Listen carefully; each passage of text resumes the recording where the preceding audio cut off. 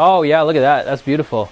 Hey, what's up guys? Welcome back to the workshop. I'm hanging out again with my buddy Nate, and we are getting ready to play with some colored pyrotechnics. We scrolled down into the comments and found this request from Benjamin Yonkers that says, make colored smoke bombs, pulls, pulls, pulls. Making colored smoke. This is something that I've been trying to do for about 6 years with common, ordinary chemicals. I've tried using colored crayons, I've tried potassium nitrate, I've tried all the recipes I found online in all different variations with absolutely no success. I've also reached out to my friend Nerd Rage and contacted pyrotechnic companies, and the feedback I'm getting from all these sources is those recipes online may not actually work. If you've tried any of them yourself, you probably understand my frustration. So in this video, we're gonna show you step by step how to make colored smoke bombs that actually work. Now, unfortunately, we do have to crush your expectations. To get this to actually work, we had to reach out to a pyrotechnics company and order specialized chemicals. But now that we've got them, we're gonna tell you what they are and what recipes we're using to achieve these results I think we can all be proud of. The chemicals we're using for this recipe are potassium chlorate, lactose, magnesium carbonate,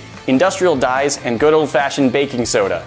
Now, I got my potassium chlorate and lactose from a pyrotechnic supply company. You can synthesize potassium chloride, however, it's not very easy or practical to do at home. Now, lactose, on the other hand, you've heard of people being lactose intolerant, and that's because lactose is extracted from cow's milk. That's where this stuff came from. How does this stuff taste?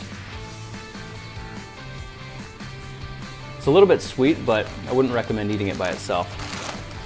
I wonder if you can mix it with water and make milk.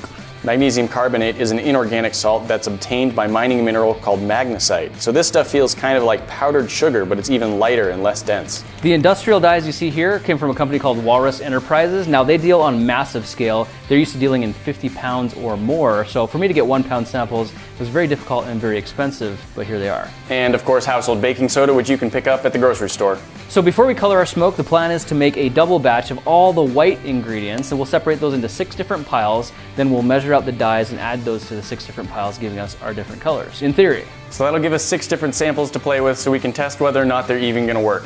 Let's get busy.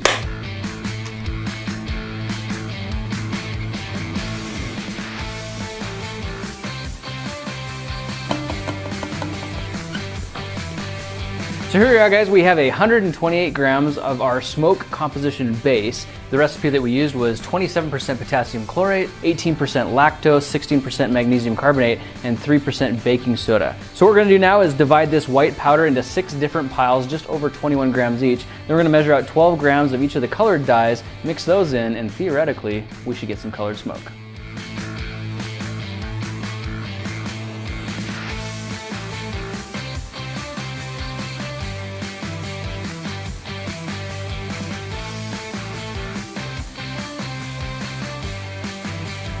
Now, we've just made our first composition here. This is the yellow smoke. We put it in a penny wrapper with a fuse sticking out of the top here. We're just gonna test this off to make sure they even work at all. Okay, back up. Oh yeah, look at that, that's beautiful.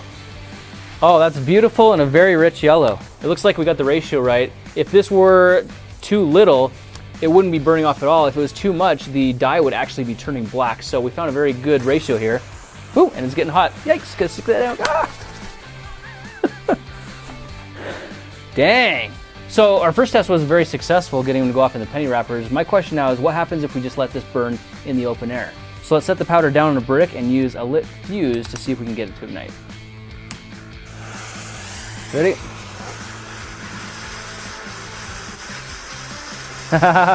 The fuse just kind of blows it away. Whoa! Oh look, a little bit of it's burning. Oh, and it's spreading. A little bit of it's burning, it did catch. And I definitely see yellow smoke coming off that. That is thick yellow smoke. I'm gonna have to back away. Whoa! That's some of yesterday's flash powder. Man, it looks like we are pollinating the neighborhood. All right, guys, I'm calling that a success. Yellow smoke bomb is in the bag. Let's go load up 6 more.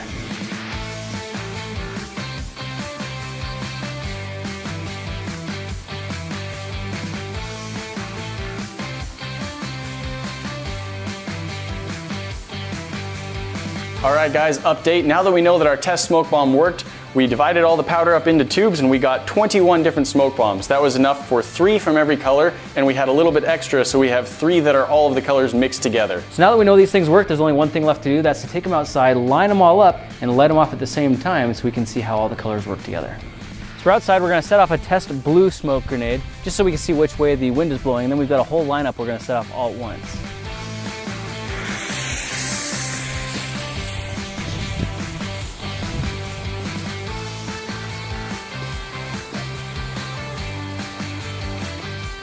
Do it on the GoPro.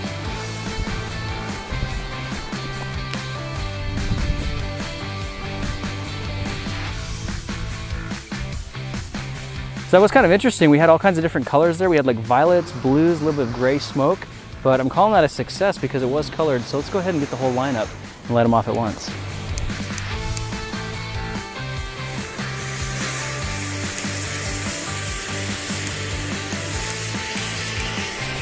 There we go.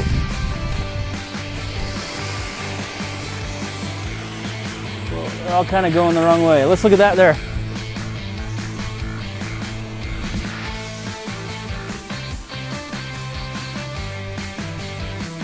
And it still went for the white car. That looks pretty cool. All right, so that first test didn't really work out so well. We actually lined everything up so the smoke was blowing right in line with each other. So this time we've offset it a little bit. We should get a little bit better flow.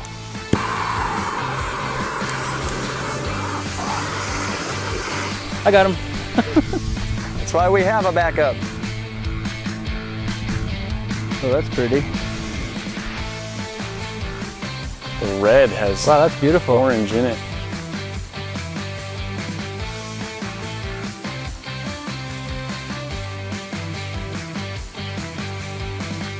So that one worked a lot better. We actually put it so that the wind was blowing it this way and we could see all the colors. And you could see we actually had red, orange, yellow, blue, we had the violet, we had the black.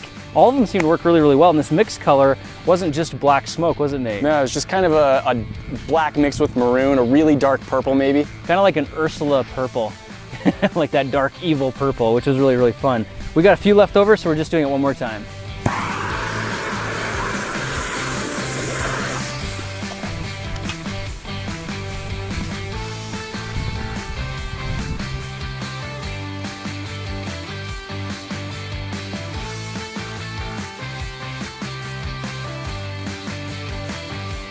So from our experiences so far, guys, it looks like these are working every single time. We're getting very consistent colors. We've got thick smoke. Everything looks really good.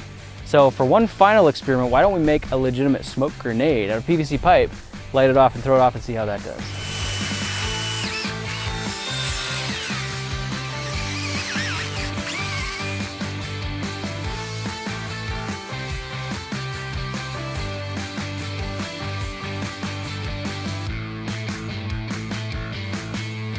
So update, guys, we just made some really cool looking smoke grenades. Each of them are a different color and there's quite a bit of composition, so they should burn a little bit longer. I'm thinking these will actually be safe to hold onto the bottom of it before it heats up too much. So I'm gonna try that. I'm gonna hold this in my hand, light it off, and watch the smoke waft off and observe the results. Light it up. Cool.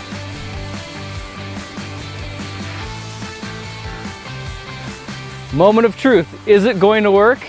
Is our red smoke grenade gonna work? Booyah. I think that's a yes. Oh, that's gorgeous. Look at that. Look at the way it's wafting up into the clouds there. That is gorgeous.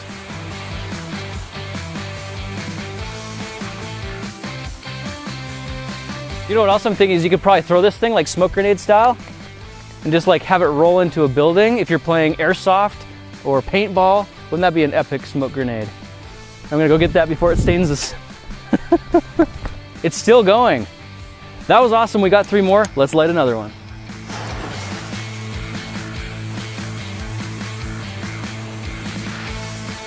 Yes, yes. Wow, mine's spitting off little There's the green. yellow That's got spitting some good fountains. green. That is actually pretty so cool. Is the blue. Look at that. Is it getting hot? No. Whoa, that's beautiful. Let's interchange them. Let's mix them like this. That's getting toasty. Ooh, yep, it is. That was amazing. That's a lot of smoke. The PVC actually is a better thermal insulator in this case than the steel. That steel got really, really hot. The PVC worked out really nicely though. I can hold this and it's actually really cool to the touch. The steel, on the other hand, you gotta like play hot potato with it. That is quite warm to the touch.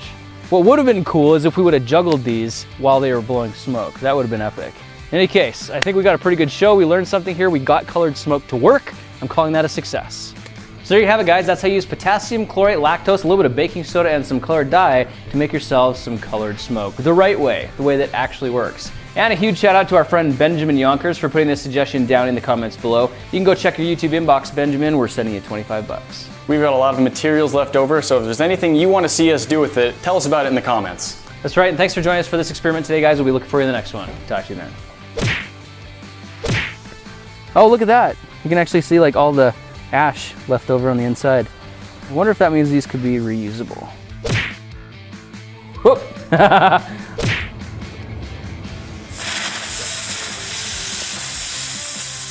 Oh, smoke. Okay, we gotta get a different direction. Hey guys, I wanted to jump back in for just a second to invite you to come follow me on Instagram. I've got a very active page where I post daily pictures and stories of behind the scenes and every day is an adventure. Just take 5 seconds right now to click the link in the description to come follow me on Instagram at The King of Random, and I'll see you there.